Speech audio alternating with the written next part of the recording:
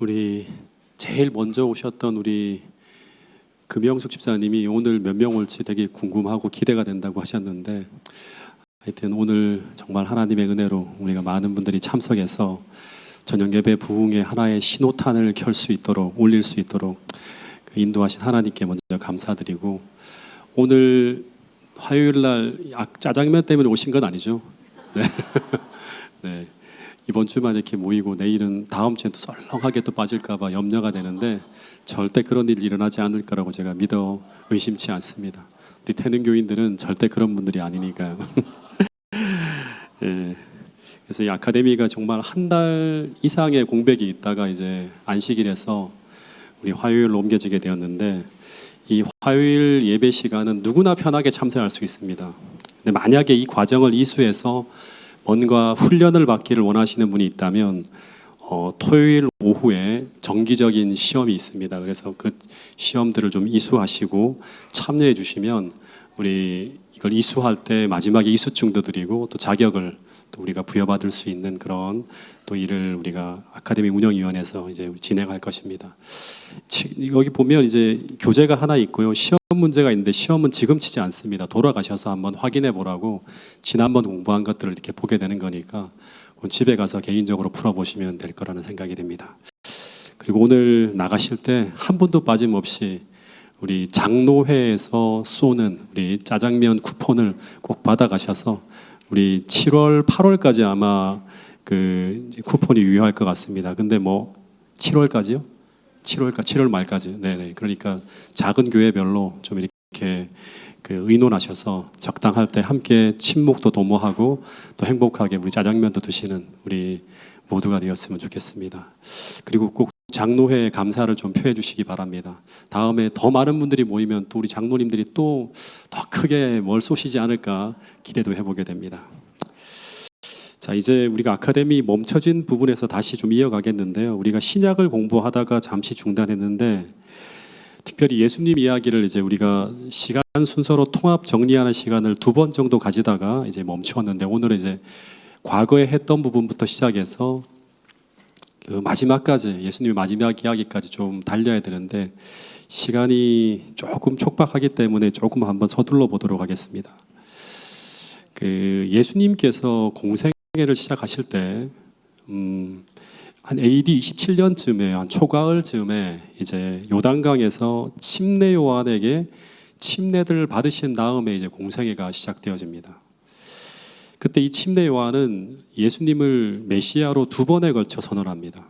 광야에 들어가기 전에 한번 선언하고, 그다음 광야에서 갔다 오시고 난 다음에 또 세상 죄를 지고 가는 하나님의 어린 양이라고 선언을 해요. 근데 이 예수님이 이 침례 요한의 선언을 받아서 호응하는 이제 어떤 모습이 나타나야 되는데 그런 모습이 안 나타나는 거예요. 그러니까 메시아임을 자신이 스스로 알리면서 공적 생애가 시작되었다고 하는 것을 알리는 어떤 퍼포먼스가 좀 일어나야 되는데, 근데 그게 안 보이는 거예요. 침례 요한이 계속 답답하게 지켜봅니다. 즉, 이 침례 요한이 이 예수가 메시아라고 하는 걸 선언했는데, 그러면 이 예수님이 자신이 메시아임을 확인할 수 있는 어떤 이적이나 표적이 막 나타나서 수많은 군중들이 결집해서 뭔가 큰 붐이 일어나야 되는데 너무나 조용하게 시간이 지나가는 거예요. 그냥 예수님이 어떻게 하셨는가 하면 요단강에서 자기를 좀 알아보는 관심 있어 하는 사람들과 개인적인 대화를 나누며 쭉 지나갑니다. 네. 심지어 그의 어머니가 갈릴리 가나에서 포도즙이 떨어졌다고 하면서 이적을 행하라고 할 때도 뭐라고 하죠? 내 때가 이르지 않았다는 말을 계속합니다. 네. 그러니까 예수님은 철저하게 하나님께서 알려주신 그 때까지는 어떤 충동이 일어난다 하더라도 멈추고 기다려요. 그러니까 철저히 주님은 이 땅에 메시아로 오셔서도 하나님의 뜻을 행하는 그 부분에 조금도 이탈하지 않고 그 뜻을 행하기 위해서 이 땅에 오셨다고까지 시편에서는 이야기하는 걸 볼 수 있습니다. 그러다가 그 후에 예수님께서 그 때가 되었을 때 이제 예수님이 자신이 메시아임을 전국적으로 알리는 한 사건이 벌어집니다. 그게 언제인가 하면 이제 침례를 받으신 후에 처음으로 맞이하는 유월절 행사 때예요. 예. 당시 예루살렘에는 이제 유월절을 당해서 각지에 흩어져 있는 수많은 무리들이 막 구름처럼 쭉 몰려오는 거예요. 예. 인산 이래를 이루고 있는 그런 때였는데 그때 이제 예수님이 이제 그 예루살렘에 그 올라가서 그 성전으로 들어갑니다. 그러면서 엄청난 사건이 벌어져요. 그러니까 이때 이제 바로 예수님이 전국적으로 내가 메시아임을 알리는 공적 생애에 첫 이적이 벌어지는 거예요. 예. 그 사건이 어떤 사건인가 하면 이제 어떻게 보면 예수님은 갈릴리에서 온 한 무명의 청년이죠. 젊은 청년이죠. 이 청년이 성전으로 들어가서 뭐라고 하는가 하면 그 누구도 말하지 못한 그 이야기들 합니다. 내 아버지의 집으로 장사하는 곳을 만들지 말라고 하면서 성전에서 벌어지는 모든 부패한 행위에 대해서 탄핵을 합니다. 그리고 성전 마당에 펼쳐진 돈 거래를 하는 모든 상을 뒤엎어버리고 매매되어지는 모든 동물들을 쫓아내면서 성전을 정결케 하는 일을 쭉 진행하는데 이 권위가 마치 하늘로부터 온 권위로 느껴져서 그 어떤 제사장이나 율법사나 관원들도 이분이 행하는 그 행위를 막지 못합니다. 그러면서 모든 장사치와 그것을 용인하며 돈을 벌어왔던 모든 종교인들과 관원들이 다 그 두려운 권위 앞에 굴복하면서 모조리 성전에서 달아나는 일이 벌어집니다. 그러면서 모든 유월절에 모인 사람들이 누구나 이제 묻는 하나의 물음이 있는데 그게 바로 뭐였는가 하면 바로 성전 정결 사건의 결과 생겨난 질문이 뭔가 하면 이 청년이 누구인가 하는 거예요. 예.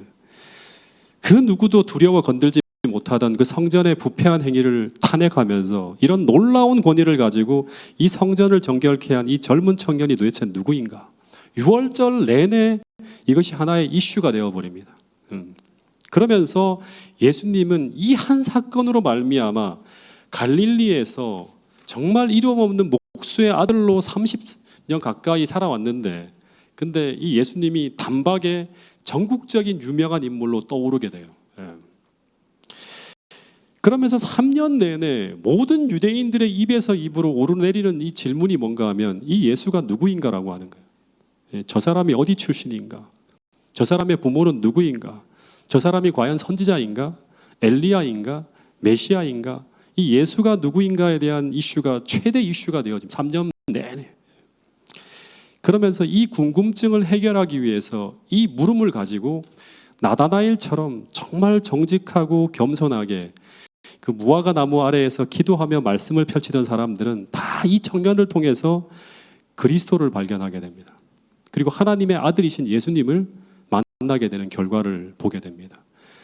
특별히 이 성전 정결 사건으로 말미암아 이 물음을 가지고 예수를 직접 찾아온 사람이 있었죠. 누구였죠? 니고데모. 우리 공부 열심히 하셨네요. 근데 예수님이 이 니고데모의 마음속에 이 궁금증에 대해서 어떻게 대답을 해주셨는가 하면 너가 정말 진정으로 알기를 원한다면 내가 누구인지에 대해서 알기를 원한다면 너는 먼저 나와 대화하기 전에 먼저 어떻게 하라? 물과 성령으로 거듭나는 일이 있어야 된다는 이야기를 하셨어요. 그러니까 즉 오늘 우리 아카데미를 공부하는 분들도 마찬가지인데요. 예수님은 당시 니고데모에게 어떤 말을 하는가 하면 너가 나와 더불어서 아무리 지식적으로 내 사명에 대해 논한다 하더라도 그것은 너에게 아무런 도움이 안 된다고. 즉 그런 지성적인 대화를 통해서는 절대로 하나님 나라를 볼 수도 없고 하나님 나라에 들어갈 수도 없다고 하는 이야기를 합니다. 그러면서 먼저 나와 교제하기 위해서는 나와 대화하기 위해서는 먼저 물과 성령으로 거듭나야지만 그래야지만 같은 성령을 통해 너는 보이지 않는 그 하나님 나라를 보게 되고 그 영적 조명을 통해서 너는 나를 통해서 그리스도를 보게 되고 하나님의 아들을 만나게 된다고 하는 그런 이야기를 하셨던 거예요. 마찬가지로 오늘 우리가 하나님 나라에 대해서 진짜 알기를 원하고 예수님이 정말 어떤 분인지에 대해서 정말 알기를 원한다면 오늘 우리 모두가 성령을 통해서 거듭나게 되기를 간절히 바라겠습니다.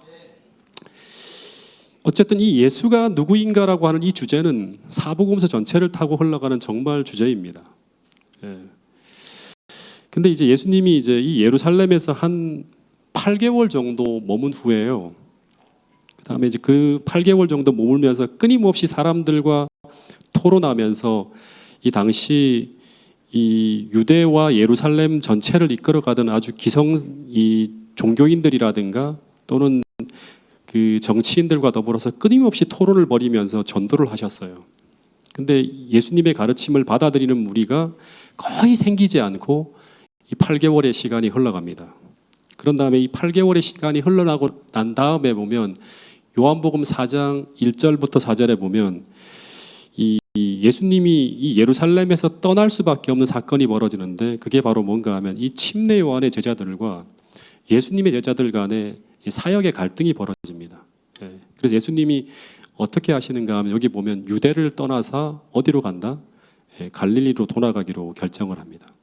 그래서 갈릴리 가나를 거쳐갖고 예수님께서 처음으로 고향 나사렛에 돌아오게 되는데, 근데 이 예수님께서 그 고향에서도 또다시 거절을 당하신 후에 가버나움으로 이동하게 되는데, 그러면서 이 예수님의 공적 생애를 보면 처음에 유대와 예루살렘, 그 다음에 나사렛까지 계속 이어지는 게 뭐냐 그러면 실패예요. 성공하지 못하고 끊임없이 좌절과 실패를 계속 겪게 됩니다. 그러다가 이제 예수님의 사역이 완전히 반대로 이제 반대 국면으로 들어가게 되는 게 바로 뭔가 하면 이제 이 갈릴리 가버나움에서부터입니다. 이 갈릴리 가버나움에서부터 이전에 보지 못한 대부흥이 일어나게 됩니다. 그 마태복음 4장 17절에 보면 이제 이런 기록이 있는데, 이때부터 비로소 전파하여 가라사대 하면서 갈릴리 지역에서 예수님이 회개하라 천국이 가까웠다고 하는 기별을 전하게 되는데, 근데 이 4장 23절부터 25절까지에 보면 어떤 일이 벌어지는가 하면 이런 엄청난 일이 벌어졌다고 하면서 이제 한 기록이 나옵니다. 같이 한번 이 부분을 읽어보겠습니다. 마태복음 4장 23절부터 25절까지의 말씀입니다. 시작. 예수께서 온 갈릴리에 두루 다니사 그들의 회당에서 가르치시며 천국 복음을 전파하시며 백성 중에 모든 병과 모든 약한 것을 고치시니 그의 소문이 온 수리아에 퍼진지라. 사람들이 모든 앓는 자 곧 각종 병에 걸려서 고통당하는 자, 귀신 들린 자, 간질하는 자, 중풍병자들을 데려오니 그들을 고치시더라. 그러니까 여기 보니까 예수님이 이제 갈릴리 온 지역을 두루 다니면서 이제 천국 복음을 전파하는데 막 수많은 병자들이 이제 다 고침을 받아요. 그러면서 예수님의 소문이 어디로 퍼지는가 하면 이 수리아라고 하는 거는 시리아 전역이에요. 거기까지 막 이제 이름이 퍼집니다. 그러면서 갈릴리와 데가볼리와 그다음에 예루살렘과 유대 요단강 건너편에 있는 수많은 무리들이 예수님을 따라가는 이제 그런 일이 벌어졌다고 하는 거예요. 그러니까 이 갈릴리를 중심으로 해서 엄청난 부흥의 불길이 타오르는데, 근데 시대의 소망 가버나움장에 보면 이제 그때의 기록을 이렇게 좀 기록하고 있는데, 이 내용이 어떻게 보면 당시의 분위기를 이제 알려주는 한 내용이라는 생각이 들어요. 이 가버나움이라고 하는 곳은 갈릴리 지역을 대표하는 하나의 어떤 마을이거든요. 근데 이 가버나움에서 예수님이 선교의 어떤 중심지로서 사역을 했는데 그때 이런 일이 있었다고 합니다. 가버나움은 이전에 이와 같은 날을 경험한 적이 없었다. 하늘은 승리의 소리와 구원의 함성으로 가득 찼다. 그러니까 막 귀신들이 달아나고 다 이제 쫓겨나고 병자들이 고쳐지고 완전히 천국과 같은 그런 이제 분위기가 연출이 되는 거죠. 구주께서는 당신이 일깨워 주신 기쁨 가운데서 즐거워하였다. 이런 기록이 있습니다. 그러니까 이 갈릴리 사역이 시작되어지는 것은 처음부터 주님께서 이 갈릴리에서 이제 사역을 시작한 게 아니라 먼저는 어디에서 먼저 사역을 했다? 먼저 이런 기회를 얻을 수 있는 곳은 유대와 예루살렘과 이제 이런 지역이죠. 유대와 예루살렘에서 먼저 예수님께서 이런 어떤 공적 생애를 통해서 이 부흥의 불길을 일으키려고 했는데 이들이 거절함으로 말미암아 그 다음에 가신 곳이 어디다? 갈릴리로 가신 거예요. 그러니까 이 유대와 예루살렘에서의 사역의 문이 닫히면서 갈릴리로 사역의 거점이 옮겨진 거라고 보면 돼요. 그래서 우리가 좀 하나 살펴봐야 될 게 뭐냐 그러면 이 복음서에 보면 의미 있는 두 도시가 나와요. 의미 있는 두 도시가. 하나는 어디인가 하면 유대를 대표하는 유대 예루살렘이라고 하는 도시가 있고, 또 하나가 뭔가 하면 갈릴리 사역의 거점 도시인 바로 이 가버나움이라고 하는 도시예요. 이 예수님이 처음에는 유대 예루살렘을 중심으로 해서 이제 유대 전역에 이제 복음화를 시키려고 하다가 8개월 정도 사역을 했는데 안 되는 거예요. 거의 회심하는 사람들이 없는 거예요. 그러면서 예수님이 사역의 거점을 어디로 옮겨가는가 하면 이 갈릴리로 옮겼다고 하는 거예요. 근데 그 갈릴리에는 가나라고 하는 마을도 있고 나사렛이라고 하는 마을도 있고 여기 보면 가버나움이라고 하는 마을도 있고 고라신이라고 하는 마을도 있고 벳세다라고 하는 마을도 있어요. 이런 단어들을 보며 들으면 여러분들이 성경책을 읽다가 여긴 전부 다 어디 있는 도시 마을이다. 갈릴리 마을이라고 하는 걸 여러분 생각하시면 돼요.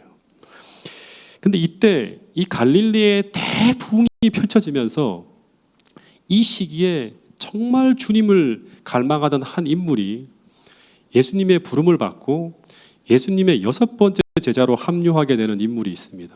그게 누구일까요? 공부를 했는데 이 사람이 누구일까요? 5 제자는 요한복음 1장에 이제 처음에 침례 요한의 그 선언을 듣고 쫓아 따랐던 사람이 5명이죠. 그죠?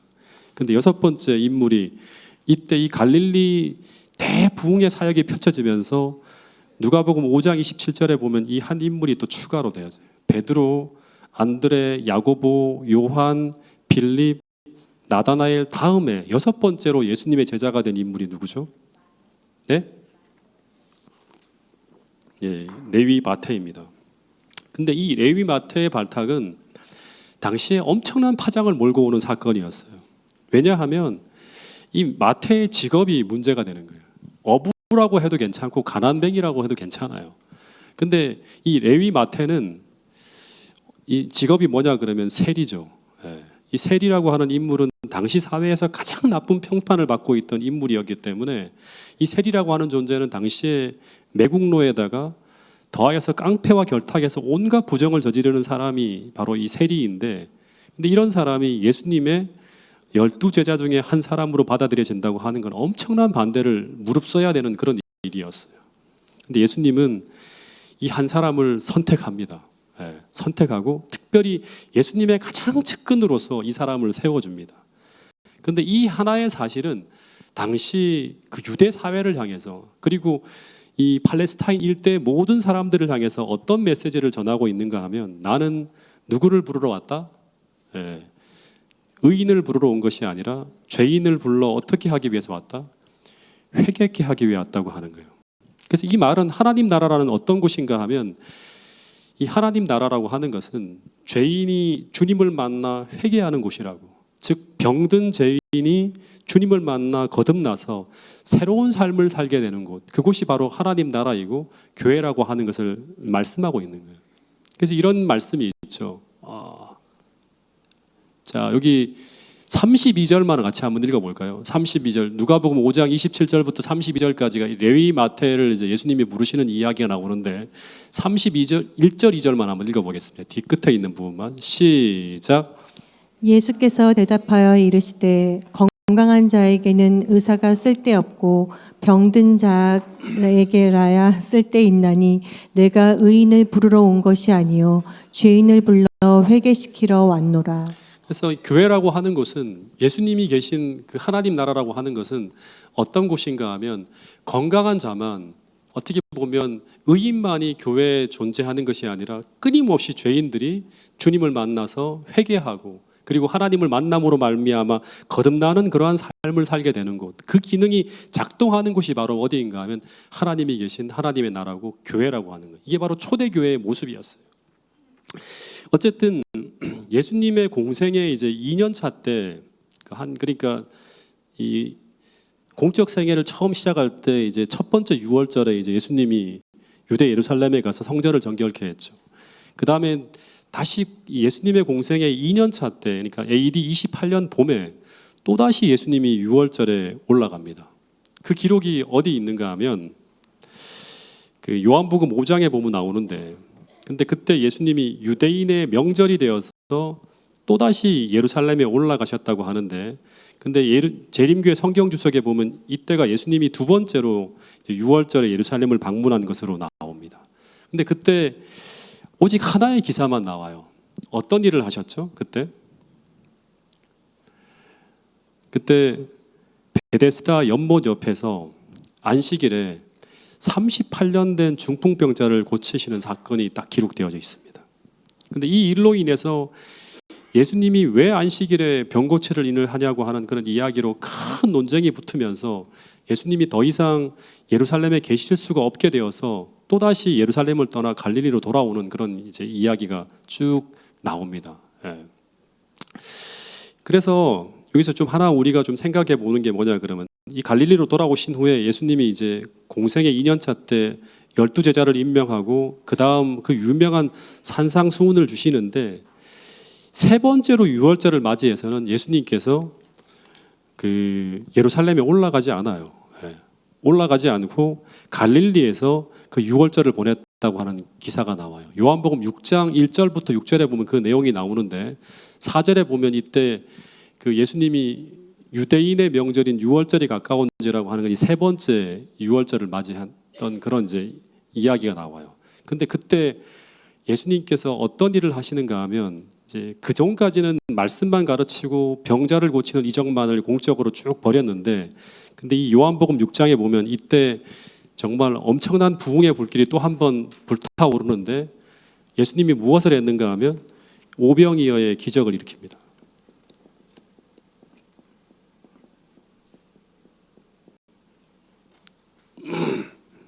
근데 이 기적이 어디서 나타나는가 하면 유대 예루살렘이 아니라 갈릴리에서 이제 이 기적이 벌어졌다고 합니다.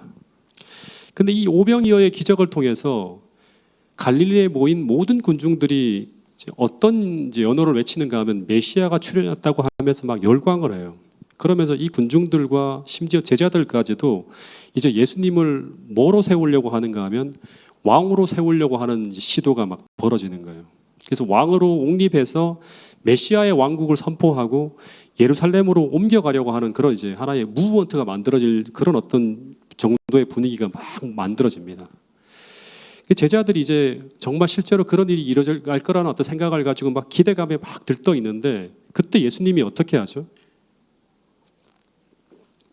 이때 요한복음 6장에 보면 예수님이 어떻게 하는가 하면 그 수많은 군중들을 다 쫓아냅니다. 쫓아내고 난 다음에 예수님이 어디로 가시는가 하면 산으로 들어갑니다. 그리고 그 다음 날에 또다시 군중들이 막 몰려들 때 이 군중들과의 대화 속에서 예수님이 아주 중요한 하나의 메시지를 전하는데 그게 바로 뭔가 하면 예수님은 이 땅에서 왕이 될 마음이 없다는 것을 확인시켜줘요. 그 내용이 바로 뭔가 하면 나는 뭐 생명의 떡이라고 하고 산떡이라고 하면서 심지어 무슨 말을 하는가 하면 나의 피와 살을 먹으라고 하는 거예요. 그런 사람들은 주님이 마지막 날에 그들을 부활시켜 줄 것이라고 하는 너무나 어려운 말씀들을 쭉 하는 거예요. 듣기 어려운 말들을. 이 설교를 듣고 난 다음에 어떤 일이 벌어지죠? 요한복음 6장 60절부터 66절에 보면 이때 대부분의 갈릴리 사람들이 그러니까 엄청난 부흥이 일어났잖아요. 그때 이 갈릴리에서 예수님을 따랐던 수많은 사람들이 뭐라고 하는가 하면 이 말씀은 어렵도다 하면서 예수님에게서 등을 돌리는 일이 벌어집니다. 그리고 수많은 군중들이 흩어져요. 그리고 예수님의 12제자만 탁 남게 되는 이제 그런 걸로 이제 이 이야기가 끝이 나는 걸 볼 수 있습니다. 제가 이 이야기를 들으면서 하나 깨달은 것은 무엇인가 하면 예수님이 산상수훈에서도 이야기한 것처럼 천국 백성은 어떤 사람들인가 하면 결국에는 하나님이 주시는 축복을 받은 사람이에요. 그러니까 팔복을 받은 백성들인데 그 사람들은 세상이 주는 떡을 먹고 배부른 군중들이 아니라 어떻게 본다 그러면 십자가로 거듭난 사람들이에요. 그러니까 회개하고 정말 주님을 사랑하여 따르고자 하는 사람들이 바로 누구인가 하면 천국 백성이에요. 두 번째 복이 바로 애통하는 자들이 받는 복이고 의에 줄이고 목마른 사람들이 받는 복이죠. 이 축복을 받은 사람들이 바로 주님의 사람들이죠. 그래서 결국 주님이 수많은 이적과 이 가르침을 통해서 주님이 정말 찾고 있는 사람들은 어떤 사람들인가 하면 이 예수님의 사랑으로 그분의 피와 살을 날마다 받아 먹음으로 말미암아 회개하고 거듭난 참 그리스도인을 예수님께서는 찾고 있었다고 하는 것을 보게 되는 거예요. 조금 더 노골적으로 말하면 마지막 때 주님께서 진짜 살리는 사람들은 교회만 다니는 사람들이 아니라 그리스도의 피와 살을 먹고 살아가는 참 그리스도인이라고 하는 사실을 이 아카데미를 공부하는 모든 분들이 또다시 한번 상고하고 깨닫게 되기를 간절히 바라겠습니다. 그래서 이 오병이어의 사건을 통해서 갈릴리에서 진짜 엄청난 어떤 부흥이 일어났지만 이 예수님이 무슨 얘기를 한 거냐 그러면 결국에는 십자가 이야기를 한 거죠. 예. 이 십자가 이야기를 쭉 하자 그 많은 군중들이 어떻게 된다? 다 흩어지게 돼요. 예. 다 흩어지게 됩니다. 그래서 예수님을 따르는 사람들이 12제자만 남고 다 흩어지면서 또다시 처음에는 이 유대 예루살렘에서 사역의 문이 닫히고 여기서 이 사건을 기점으로 해서 갈릴리에서의 사역도 닫히게 됩니다. 그 따르는 사람이 없는 거예요. 그 주님을 쫓는 사람이 다 흩어지니까 더 이상 사역이 펼쳐질 수가 없죠. 그러면서 예수님이 어떻게 하는가 하면 이제 정말 안타깝게도 이제 갈릴리 위쪽으로 또 이동을 하게 돼요. 갈릴리 사역의 문이 닫히자 안 받아들여지자 그 다음에 어디로 간다? 더 북쪽으로 이동을 하게 돼요. 그러면서 떠나기 전에 진짜 의미심장한 말씀을 하나 남겼는데 마태복음 11장 20절부터 24절에 보면 이런 말씀이 있어요. 예수께서 이 말씀 같이 한번 읽어보겠습니다. 시작. 예수께서 권능을 가장 많이 행하신 고을들이 회개하지 아니하므로 그때에 책망하시되 화 있을진저 고라시나 화 있을진저 벳세다야 너희에게 행한 모든 권능을 두로와 시돈에서 행하였더라면 그들이 벌써 베옷을 입고 제에 앉아 회개하였으리라. 내가 너희에게 이르노니 심판날에 두로와 시돈이 너희보다 견디기 쉬우리라. 가버나움아 내가 하늘에까지 높아지겠느냐 음부에까지 낮아지리라. 네게 행한 모든 권능을 소돔에서 행하였더라면 그 성이 오늘까지 있었으리라. 내가 너희에게 이르노니 심판날에 소돔 땅이 너보다 견디기 쉬우리라 하시니라. 여기 나오는 마을들 이제 다 알겠죠? 여기 베세다, 그 다음에 고라신, 그 다음에 여기 보면 뭐 가버나움 전부 다 어디 있는 도시들이에요, 마을이에요. 갈릴리에 있는 마을들이. 이 이야기 들으면서 갈릴리에서 이 사람들이 예수님을 거절했구나. 이제 이런 걸 알 수 있습니다. 그래서 예수님께서 이 갈릴리에서 행하신 수많은 기적들과 이적들이 있었지만 그러나 이 마지막에는 이 사람들이 주님을 받아들이지 않고 거절함으로 말미암아 예수님이 이제 더 위쪽 어디로 올라가는가 하면 이제 두로와 시돈 지방이에요. 자, 이거 띄워 주실래요? 네.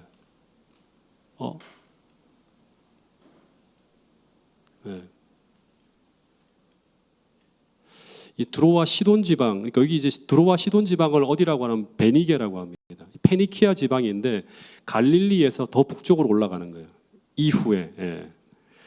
그리고 거기서 복음을 전하는 거예요. 이것이 예수님의 사역의 마지막 1년 남았을 때예요. 처음에는 유대에서 시작됐다가 그 다음에 갈릴리로 갔다가 그 다음에 더 북쪽으로 올라가는 거예요. 두로와 시돈 지방, 이 페니키아 지방까지 올라가서 복음을 전하는 거예요. 그러면서 누구를 만나게 되는가 하면 수로보니게 여인을 만나게 돼요. 이 수로보니게라고 하는 말은 수로라고 하는 말은 시리아예요. 보니게라고 하는 말은 페니키아 지방이죠. 그러니까 시리아와 페니키아의 지방에 사는 그런 한 여인을 만나게 돼요. 그래서 이 사람한테 예수님이 복음을 전하죠. 그러니까 막 쫓아올 때 뭐 다윗의 아들이요 불쌍히 여겨달라고 하는데 예수님이 뭐라고 하죠? 처음에는 자식에게 죽을 떡을 개에게 줄 수 없다고 하는데 끝까지 그 떡이라도 받아 먹겠다고 하니까 주님께서 얼굴을 돌려서 진짜 그 여인의 믿음을 칭찬하면서 축복해 주는 그런 장면이 나옵니다. 그래서 예수님이 처음에는 이 베니게 지방으로 갔다가 그 다음에는 이 데가볼리라고 하는 지역인데 이 데가볼리라고 하는 지역도 이방인들이 많이 살고 있는 지역이에요. 주로 정말 하나님을 모르는 사람들이 많이 살고 있는 이 갈릴리 동편인데 여기서 또 한 번 엄청난 기적이 벌어집니다. 바로 보리떡 7개와 물고기 2마리로 몇 명을 먹인다? 4,000명을 먹이는 기적이 벌어져요.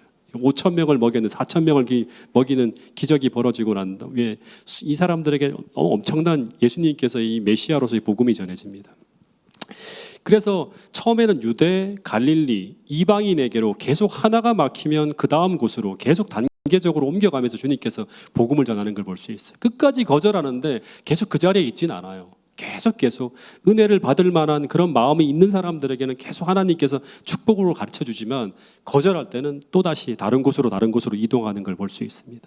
그러다가 이제 3년 차 후반에 예수님의 사역이 거의 마쳐갈 무렵에 어디로 가시는가 하면 가이사라 빌립보라고 하는 지방으로 갑니다.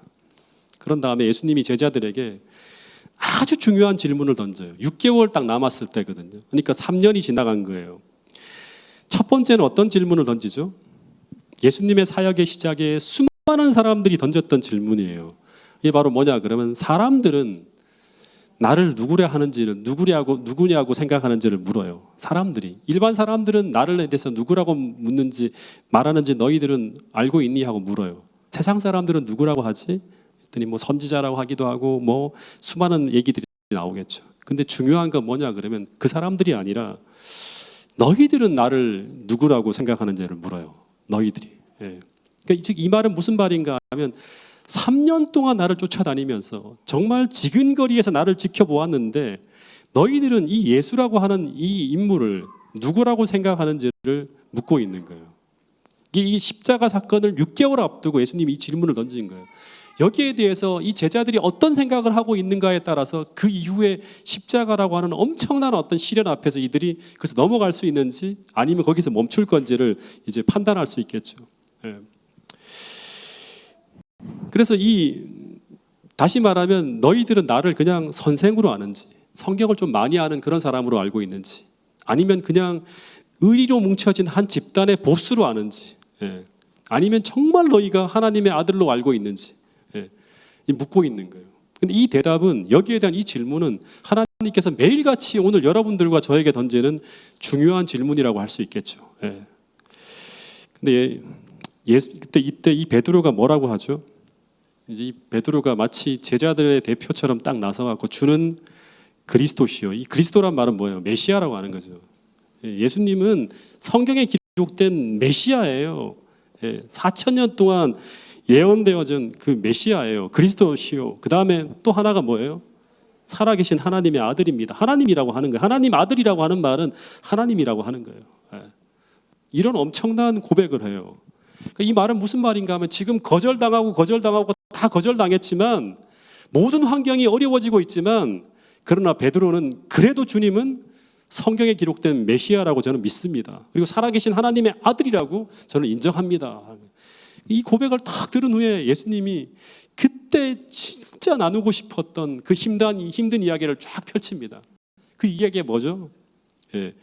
대환란에 대한 이야기죠. 오늘날 우리에게 말하면 바로 내가 십자가에 달려 죽는다고 하는 예루살렘으로 들어갈 것이고 거기서 이 누구에게 의해서 예루살렘의 기득권을 가지고 있는 붙들고 있는 종교인들에게 마치 패배하는 것처럼 십자가에 달려 죽을 것이지만 너희들 믿으라고 기억하라고 사흘 후에 어떻게 된다? 반드시 내가 부활한다고 하는 거예요. 근데 이 얘기를 듣는데 더 이야기를 하셔야 되는데 제자들이 너무나 당황해하면서 그것을 받아들이지 못해요. 절대 그런 일을 일어서는 안 된다고 막 베드로가 말리기까지 막 하는 거예요.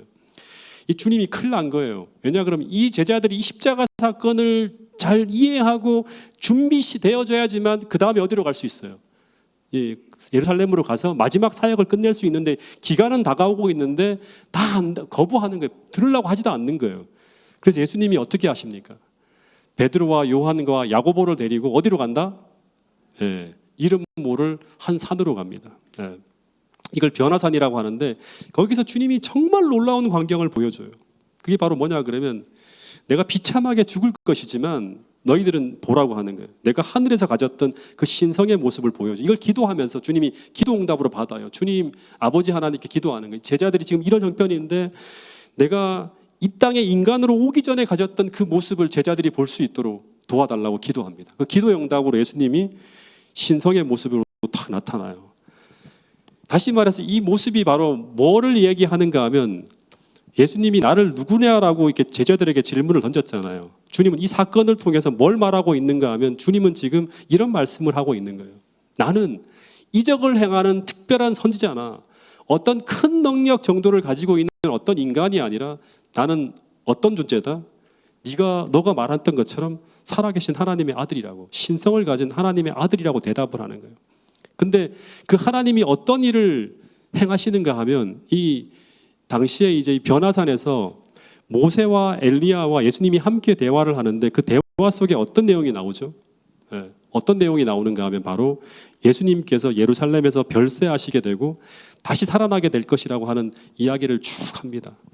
그리고 왜 이 일을 주님이 겪으셔야 되고 이 일을 통해 앞으로 세상에 어떤 일이 벌어지게 되는지에 대한 그 이야기를 이 세 분이 쭉 나누고 있는 장면이 펼쳐지는데, 근데 너무너무 안타까운 것은 그 이야기를 이 제자들이 듣는다 못 듣는다, 듣는다 못 듣는다, 예, 제대로 듣지 못하고 다 잠듭니다. 그것을 엄청난 영광 중에 보여주시는데 이들이 모두 졸무로 말미암아 다 놓쳐버리게 돼요. 그래서 이들은 이 마지막 사건을 위해서 준비되지 못한 채로 어디로 가는가 하면 이제 예루살렘으로 가는 거예요. 근데 변화산에서 갈릴리로 돌아오는 길 내내 제자들이 어떤 이야기를 하는가 하면 서로 누가 더 큰지를 놓고 다투는 일이 벌어져요. 예. 예. 근데 예수님은 이제 하나님의 시간표대로 드디어 갈릴리를 떠나서 예루살렘으로 향해 걸어갑니다. 그리고 가서 계속 일이 진행되어져요. 요한복음 7장, 8장, 10장에 보면 계속 예수님이 절기마다 초막절에, 수전절에 계속 성전에서 사람들에게 설교하는데 첨예하게 대집하면서 계속 거절을 당하는 장면이 쭉 펼쳐집니다. 그러다가 이제 요한복음 11장에 보면 베다니에서 엄청난 일이 또 한번 벌어집니다. 이게 바로 뭔가 하면 나사로를 주님께서 부활시키는 그런 이제 일을 해요. 근데 이때 어떤 일이 일어나는가 하면 이 일로 말미암아 엄청난 군중들이, 그러니까 이 다시 말하면 예루살렘 바로 근처죠. 베단이잖아요. 거기서 엄청난 군중들이 이 예수를 메시아로 인정하기 시작해요. 그러니까 여러분, 군중은요 이정만 보이면 순식간에 모여들어요. 예. 분위기가 막 절정으로 또다시 막 치달아 올라가는 거예요. 예. 근데 이때 너무너무 이 사태가 심각하니까 이 사내들인 공회에서 이 사태의 심각성을 깨닫고 회의가 열립니다. 그리고 그 사내들인에서 이제 어떤 결정을 하는가 하면 이 예수를 어떻게든 어떻게 하냐, 예루살렘으로 들어오면 죽여야 된다고 하면서 죽이기로 모의하게 된다고 하는 이야기가 나와요. 그래서 예수님이 이때부터 이 유대인 가운데 드러내지 않고 은둔하여서 이 빈들에 계셨다고 하는 이야기가 나오는데, 이 빈들이 어디인가 하면 요단강 동편에 보면 이 베레아라고 하는 이 지역인데 여기서 3개월 정도 머물러요, 주님께서.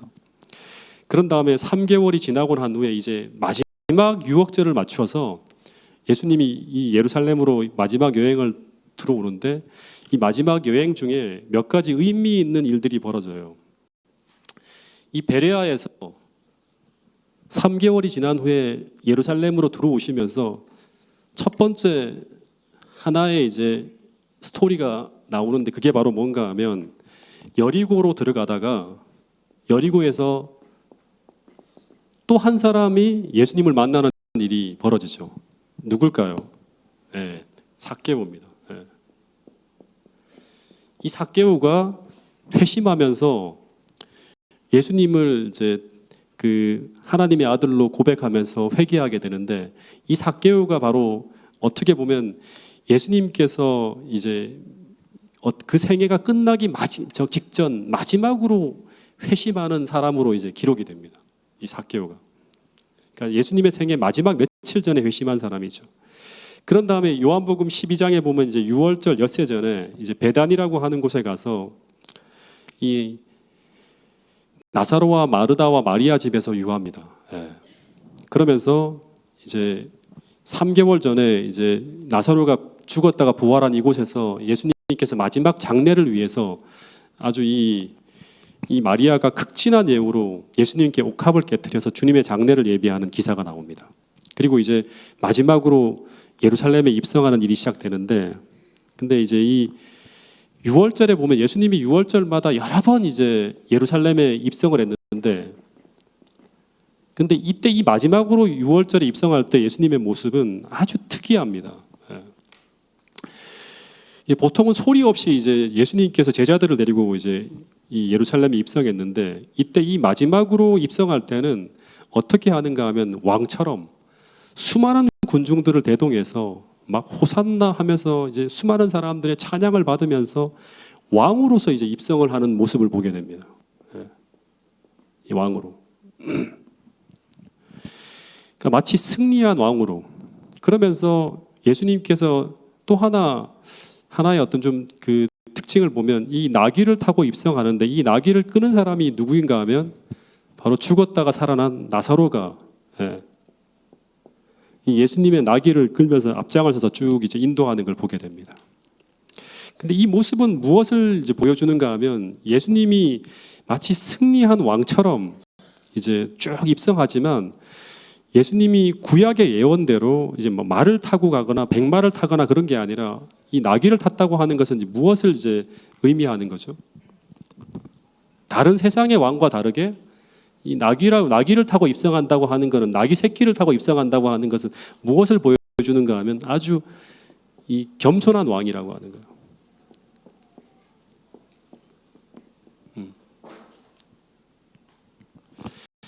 정확하게 말하면 이제 보통 세상의 왕들은 이제 어떤 정복자로서 성에 입성할 때 백성들의 목숨을 빼앗고 막 수탈하고 억압하는 업에서 이 통치하는 그런 왕인데 그런 왕이 아니라 예수님은 전혀 다른 왕으로 어떻게 본다 그러면 자기 목숨을 내어줌으로 왕이 되는 아주 이상한 모델의 모습으로 이제 입성을 하는 거예요. 근데 이것이 바로 어떻게 본다 그러면 이 예수님께서 마지막 이 예루살렘에 입성하면서 이게 바로 하나님 나라의 왕의 모습이라고 하는 것을 선포하는 거예요. 어떻게 본다면 이것이 바로 주님께서 3년 반 동안 끊임없이 가르치고자 했던 하나님 나라의 통치의 원리라고 하는 것을 보여주는 거죠. 이런 원리가 작동되어지는 곳이 바로 하나님 나라이고 어떻게 보면 참 교회이고 주님께서 거하시는 천국이라고 하는 것을 보여주는 게 바로 뭔가 하면 이 마지막으로 예수님께서 예루살렘에 입성하시는 모습을 통해 보여주고 있는 그런 하나의 모습이라고 볼 수 있습니다. 그래서 예수님이 마가복음 10장 42절부터 45절에 보면 이제 이런 이야기를 하셨어요. 이게 이제 이 예수님의 마지막 입성하시는 모습과 일치되어지는 그런 모습인데 한번 읽어보겠습니다. 시작.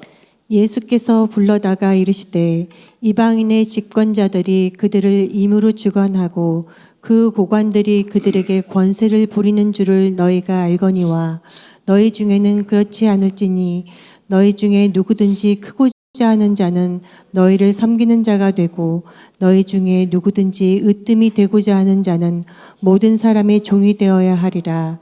인자가 온 것은 섬김을 받으러 함이 아니라 도리어 섬기려 하고 자기 목숨을 많은 사람의 대속물로 주려 함이니라. 네.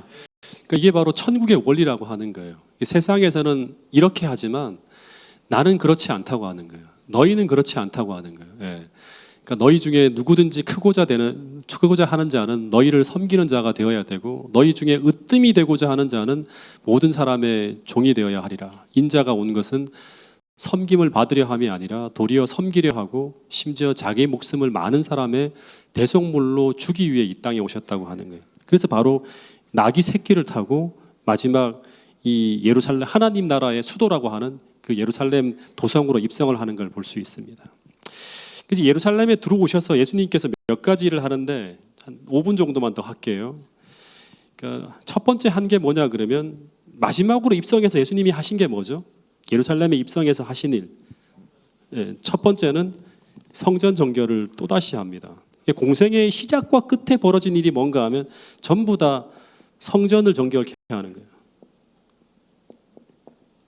성전을 정결케 한다고 하는 건 뭐예요? 예배를 개혁하는 거죠. 그러니까 신앙의 중심이 되는 곳이 이곳입니다. 시작도 이걸 하는 거고 마칠 때도 이게 안 됐을 때 또 이거를 하시는 거예요. 마지막에도. 성전은 하나님 나라의 중심이고 그 성전의 주인이 예수님이기 때문에 그분이 원래의 모습으로 끊임없이 되돌려 놓으려고 하는 게 바로 이제 이 성전 정결을 통해 우리가 하나 볼 수 있는 거예요. 그러면서 종교 지도자들과 마지막으로 막 끊임없이 질문 공세가 퍼부어지고 그에 대한 답을 하는데 뭐 성전세를 내어야 되는지 말아야 되는지에 대한 것들을 통해서 마지막 논쟁이 이어지고 그 다음에 의미심장한 또 일이 벌어져요. 이게 바로 뭔가 하면 무화과 나무를 저주하는 거예요.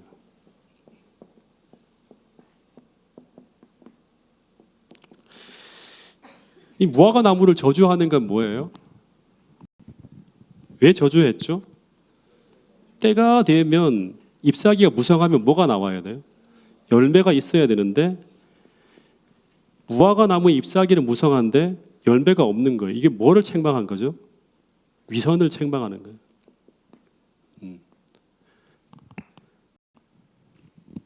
그리고 감람산 위에서 마지막으로 종말 설교를 쭉 하신 후에 그런 다음에 이제 마지막 목요일 날 예수님이 어느 예루살렘 다락방에서 12제자만 모아놓고 이제 마지막으로 발을 씻기면서 제자들을 사랑하시되 끝까지 사랑한다고 하면서 이 성찬을 들어요. 이 성찬을 드는 건 뭐냐 그러면 언약을 하는 거죠. 예수님께서 아담과 언약하시고 노아와 언약하셨고 아브라함과 언약하셨고 시내산에서 이스라엘과 언약하셨고 다윗과 언약하셨던 그분이 당신의 목숨을 내어놓고 제자들과 최후로 뭘 하는가 하면 언약을 하는 거예요. 예.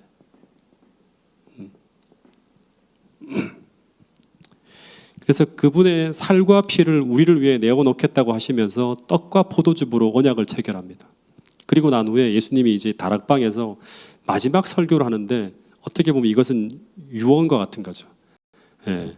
이 유언의 내용 속에 중요하게 우리가 기억해야 될 4가지가 나옵니다. 마지막 유언에 그 4가지가 뭐냐 그러면 첫 번째 하나는 뭐예요? 다시 오시겠다고 하는 재림에 대한 약속이 나오고, 두 번째는 뭐냐 그러면 내가 너희와 언약한 그 언약 계명을 정말 너희들이 사랑한다면 끝까지 지켜달라고 합니다. 그러니까 내가 다시 올 거라고 하는 걸 잊어버리지 말라고 하는 걸 첫 번째 말씀하셨고, 두 번째는 끝까지 어떻게 하라? 나와 언약한 그 언약을 지키며 살라고 이야기해요. 그 세 번째는 뭐냐 그러면 기도에 대한 이야기를 합니다. 너희와 내가 교통할 수 있는 유일한 수단이 기도라고 하면서 끊임없이 기도하라고 하는 거예요. 기도하면 응답받는다고 하는 거예요. 네 번째는 뭐냐 그러면 네 번째는 지난번 제가 설교할 때 강조했던 부분이죠. 뭐죠? 성령에 대한 얘기입니다. 내가 너희를 절대로 고아로 같이 내버려 두지 않고 마치 너희 곁에 있는 것처럼 성령을 통해서 너희 안에 내주하고 너희와 함께 너희 곁에서 너를 도울 것이라고 하는 그런 이야기래요. 그리고 난 후에 이제 마지막 감람산을 향해 쭉 걸으면서 그 주위에 포도나무를 보시면서 요한복음 15장에 이 포도나무 비유를 말씀하시면서 마지막 당부를 해요. 그게 바로 뭐냐 그러면 꼭 붙어 있으라고 하는 거예요.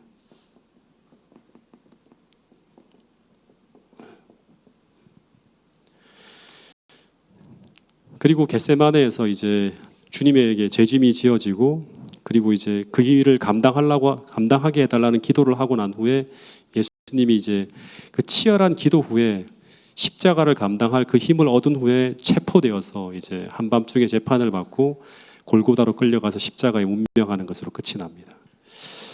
이제 결론을 얘기할게요. 이 아주 긴 얘기를 좀 했는데요. 예수님이 이렇게 죽었을 때 모든 사람들이 생각하기를 어떤 생각을 하는가 하면 이 한 청년이 억울하게 죽은 거잖아요. 억울하게 죽었으면 이 일로 말미암아 이 예루살렘에서 3년 반 동안 벌어진 모든 소동은 이것으로 끝날 줄 알았어요.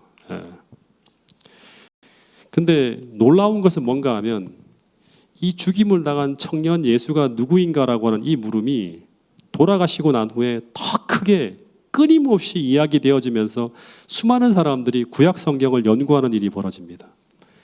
더 크게 이제 막 계속 이제 이 궁금해하는 일들이 벌어지는 거죠. 그리고 더하여서 그분이 3일 후에 부활하였다고 하는 이야기가 흘러나오면서 이 예수에 대한 신두름은 이제 그분이 살아있을 때보다 더 강력한 힘으로 유대 전역을 흔들게 돼요. 그러면서 마침내 이 부패한 유대교가 무너지는 일이 벌어집니다. 근데 당시에 이 유대 전역을 뒤흔든 최대 이슈가 뭔가 하면 제가 서두에도 말한 것처럼 이 예수가 누구인가 하는 거예요.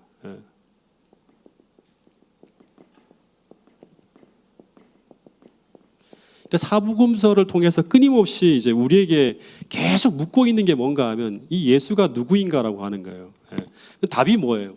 이 사복음서의 내용을 통해서 우리에게 가르쳐 주려고 하는 답이 뭐예요? 이 예수는 뭐다? 베드로의 고백처럼 그리스도라고 하는 거죠. 메시아라고 하는 거예요.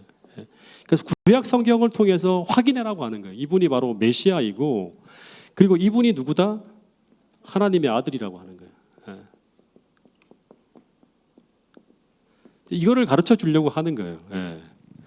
근데 두 번째는 뭔가 하면 이제 이 예수가 죽었잖아요. 돌아가셨잖아요. 그러니까 누가 죽였는가 하는 거예요. 그리고 왜 죽었는가? 이 질문에 대한 답이 있어야 돼요. 이렇게 메시아이시고 하나님의 아들인 이분이 왜 죽었고 누가 죽였는가? 이 죽음에 대한 책임이 누구에게 있는가 하는 거예요. 예. 누가 죽였죠? 여러분 누가 죽였습니까? 이 예수를? 예. 이분을 죽인 그 직접적인 책임이 있는 사람들을 이제 찾아가면 누구라고 말할 수 있어요? 누가 찔러 죽였죠? 로마 군병이 죽였어요. 근데 로마 군병뿐 아니라 로마 군병을 선동한 사람은 누구예요? 누구에게 이 명령을 누가 이 명령을 내렸어요? 제사장들, 그죠? 부패한 어떤 그런 관료, 뭐 이런 사람들일 수 있는데 실제로 이런 사람들도 간접적인 책임이 있지만 직접적인 책임은 누구에게 있다? 누가 죽였죠? 누가 죽였습니까? 여기에 대한 분명한 답을 찾아야 되는데 여기에 대한 책임은 누구에게 있다? 예. 첫 번째는 뭐냐 그러면 나중에 이 부분을 좀 자세하게 더 가르쳐 드릴 텐데 누가 죽였는가에 대한 이 죄에 대한 책임은 바로 나예요, 나. 예. 실제로 사도행전에 보면 너희가라고 말을 하거든요. 너희가 예수를 못 박아 죽였다고. 실제로 유대인들 중에서 예수님을 죽이는 부분에 직접적으로 가담한 사람들 막 죽여라 하는 것들은 대부분 다 폭도들이겠잖아요. 실제적으로 그런 책임이 없는데도 불구하고 너희가 이 예수를 찔러 죽였다고 하는 그런 얘기를 해요. 이제 이 사도행전 2장에 보면 그런 얘기가 나와요. 근데 실제적으로 진짜 예수를 우리가 죽일 수 있나요? 죽일 수 없죠. 실제로 누가 죽였습니까? 아버지 하나님이 죽였어요. 아버지 하나님.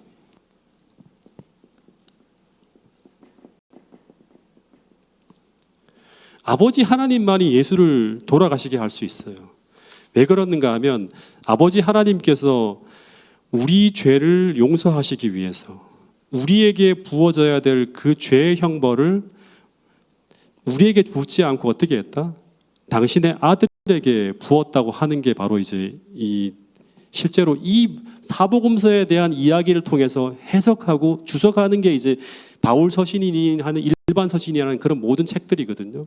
로마서에 보면 그걸 계속 반복해서 가르쳐주고 있어요.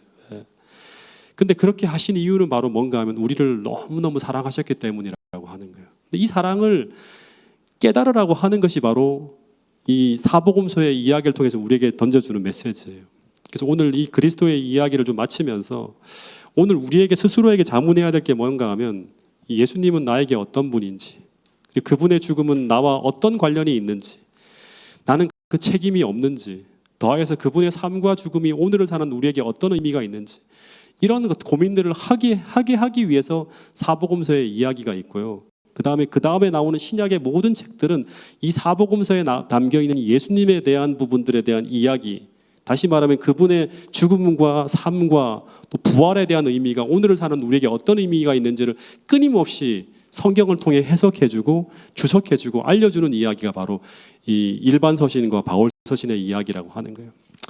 이 이야기들을 계속 다루면서 특별히 이 마지막 시대를 사는 우리에게 예수 그리스도가 우리에게 어떤 의미가 있는지 다시 한번 조명해 보면서 우리의 신앙이 다시 한번 부흥할 수 있는 그런 기회가 될 수 있기를 간절히 바라면서 긴 이야기를 마치도록 하겠습니다. 들어주셔서 감사합니다. 기도 제목은 우리 띄워주시기만 하시고 이거는 우리 돌아가서 기도하도록 하겠습니다. 태능교회 저녁 예배 부흥을 위해서 기도해 주시고요. 특별히 환우분들을 위해서 기도해 주시면 감사하겠습니다. 우리 박숙향 우리 자매님, 전성호 선생님, 김현홍 우리 자매님을 위해서 기도해 주시고 특별히 이번 주에 침례 받으시는 우리 분들 김건숙, 신매진, 윤진영, 이주원 우리 이 네 분을 위해서 기도해 주시고 그리고 히라 캠프와 해외 선교의 모든 준비 과정이 은혜롭게 잘 진행될 수 있도록 기도해 주시면 감사하겠습니다. 제가 기도하고 바로 마치도록 하겠습니다.